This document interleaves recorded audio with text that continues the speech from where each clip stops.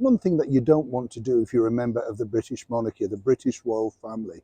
And that is, of course, fall out with your relatives. You know, we've seen that, haven't we, with Harry and Meghan.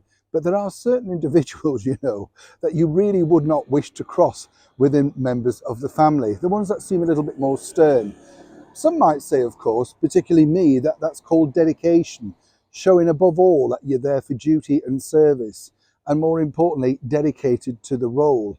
That particular line I would definitely aim at the Princess Royal, Princess Anne, a lady who is always dubbed the hardest working royal every single year, undertakes various things, never asks for, you know, sort of publicity, turns up, does the job, and is really, really supportive.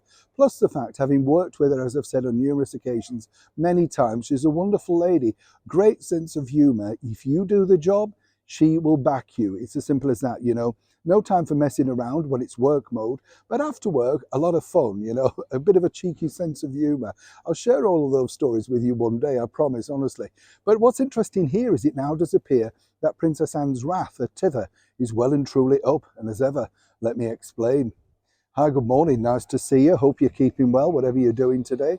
Yeah, this particular story really did catch my eye because, as you can imagine, as I've said, Princess Anne's one of the hardest working royals, you know, one of the people that, you know, when you think about it, you think, well, that's a sense of duty.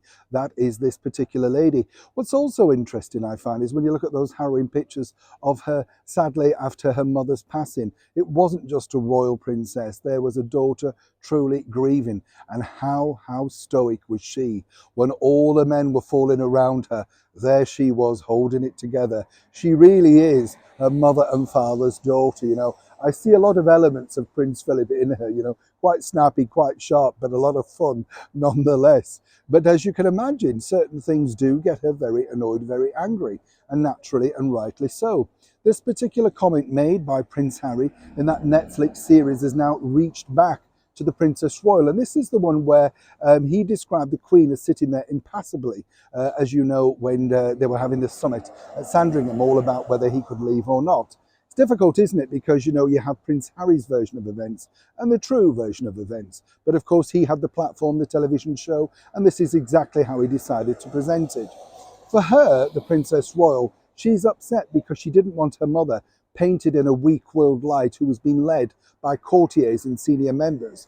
It's always her decision, always was, and she was very keen to reiterate that, right until the very end, as we saw when she majestically actually swore in her very final British Prime Minister, the Right Honourable Liz Truss.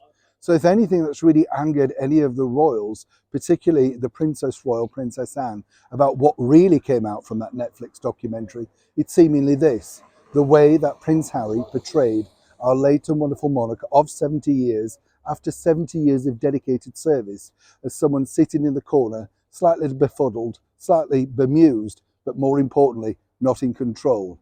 And that seemingly, as we all know, was simply not the case.